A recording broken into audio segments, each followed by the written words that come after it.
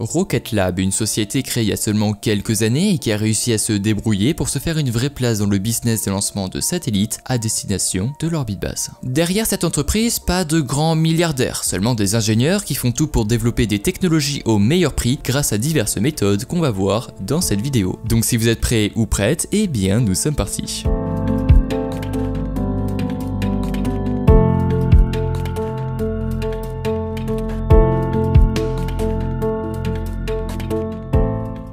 Dès qu'on arrive sur le site de Rocket Lab, on peut pas louper ce slogan « Lancement fréquent et fiable, c'est ici ». Avec cette phrase, on comprend vite l'objectif de la société, contrairement à d'autres déjà bien imposés comme SpaceX ou même encore Blue Origin. Ici, Rocket Lab n'a pas comme but de proposer le meilleur prix du marché, mais plutôt d'annoncer des lancements fréquents pour éviter d'attendre des mois pour avoir une place sous la coiffe d'un lanceur tel que la Falcon 9 par exemple. Quelques années en arrière, aucun lanceur ne proposait une réelle offre pour les clients voulant lancer des petits satellites en orbite terrestre, les obligeant donc à trouver une place sur les grands lanceurs destinés eux plutôt aux satellites assez chers. Créé par l'ingénieur Peter Beck, Rocket Lab a eu l'idée de fabriquer un lanceur qui répondrait à cette clientèle plus ou moins délaissée. En 2013, elle installe donc son siège social à Los Angeles pour capter une clientèle majoritairement américaine. Néanmoins, Rocket Lab a choisi d'installer leur complexe de lancement en Nouvelle-Zélande. C'est donc en 2016 que le Rocket Lab Launch Complex 1 est inauguré dans ce pays.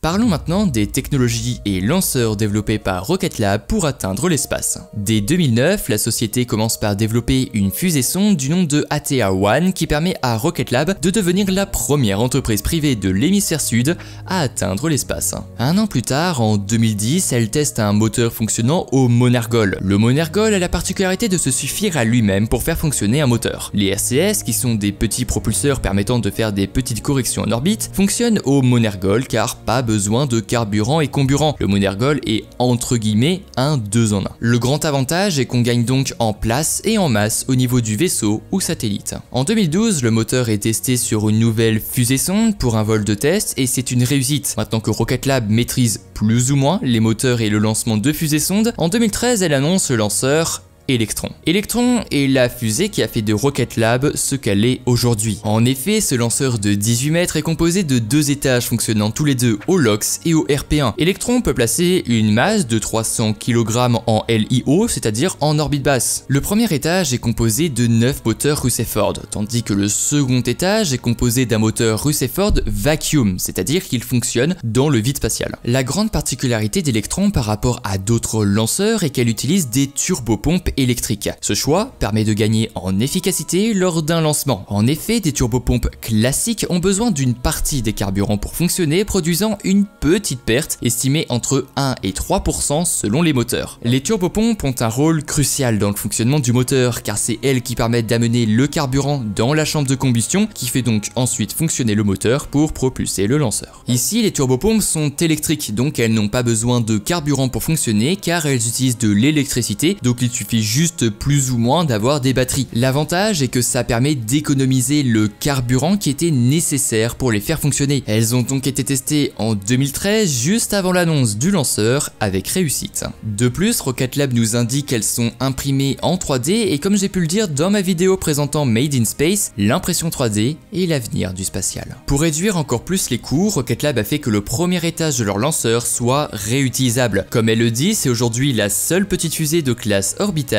à pouvoir être réutilisée. La réutilisation permet une fréquence de lancement plus élevée sans pour autant augmenter la production et abaisse donc les coûts d'un décollage. Rocket Lab veut réutiliser le premier étage d'Electron grâce à un hélicoptère. Cette méthode devrait débuter cette année. La réutilisation a été rendue possible notamment grâce à la Falcon 9 de SpaceX puisque son premier étage vient revenir sur Terre après un vol. Je vous donne d'ailleurs rendez-vous le 2 juin prochain pour une vidéo sur la réutilisation. Est-ce que la réutilisation est aujourd'hui réellement rentable et quelles sont les entreprises comme Rocket Lab se lançant dans ce pari fou. Enfin bref, Rocket Lab propose avec ce lanceur du covoiturage entre satellites avec leur programme Rideshare. Grâce à leur Kickstage conçu pour amener de petits satellites sur des orbites précises et uniques, qu'il s'agisse d'un vol dédié ou bien de covoiturage comme j'ai pu vous le dire. Les avantages avec le Kickstage sont nombreux, ça permet notamment le déploiement de charges utiles sur plusieurs plans et inclinaisons ou bien encore le changement multi multiples de trajectoires. Pour finir avec les particularités de Electron, on va parler de Photon. Cette nouvelle technologie est un bus pour les satellites entièrement compatible à Electron car c'est Rocket Lab qui le fabrique. Un bus est entre guillemets la couverture de survie d'un satellite, il permet notamment de le propulser, de lui fournir de l'électricité, souvent via panneaux solaires et j'en passe. Ce bus a toujours été construit par le fabricant du satellite et aujourd'hui Rocket Lab nous dit que le grand avantage de Photon est que les clients peuvent simplement venir voir Rocket Lab avec leur idée ou leur innovation, ils peuvent les mettre en orbite dans un laps de temps vraiment court à un coût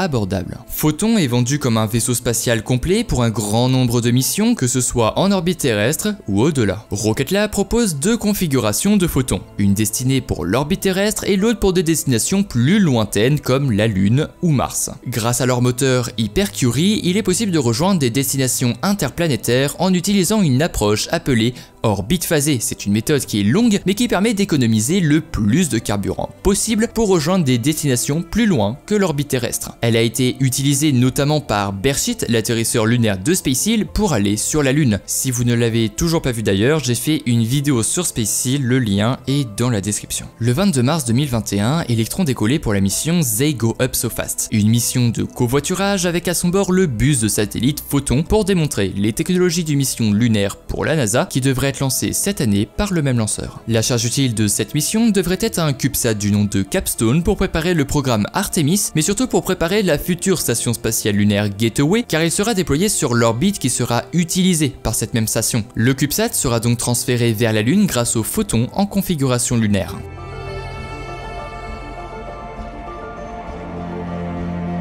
En 2021, Rocket Lab veut aller encore plus loin en termes de technologie et de services pour ses clients. En effet, la société de Peter Beck a annoncé leur futur lanceur du nom de Neutron avec un vol inaugural prévu en 2024. Ce lanceur de 40 mètres sera capable de mettre en orbite basse 8 tonnes et d'envoyer 1,5 tonnes vers Vénus et Mars. Le futur lanceur Neutron sera réutilisable tout comme la Falcon 9 de SpaceX et sera composé de deux étages fonctionnant tous les deux au LOX et RP1 avec un premier étage beaucoup plus lourd que celui de Electron. Rocket Lab a donc décidé de réutiliser son booster via un retour sur une barge autonome ou sur la terre ferme comme les lanceurs de SpaceX. Comme on va le voir le mois prochain dans la vidéo sur la réutilisabilité, la technique qui consiste à rallumer les moteurs du booster à l'approche de la zone d'atterrissage nécessite la construction d'un prototype pour tester cette technologie très dure à manipuler. Des coûts et des nombreux échecs sont sans doute à prévoir pour la société de Peter Beck. On peut conclure en disant qu'avec plus de 100 satellites envoyés, Rocket Lab a un grand avenir parmi les grandes entreprises privées. C'était la ref, allez à plus.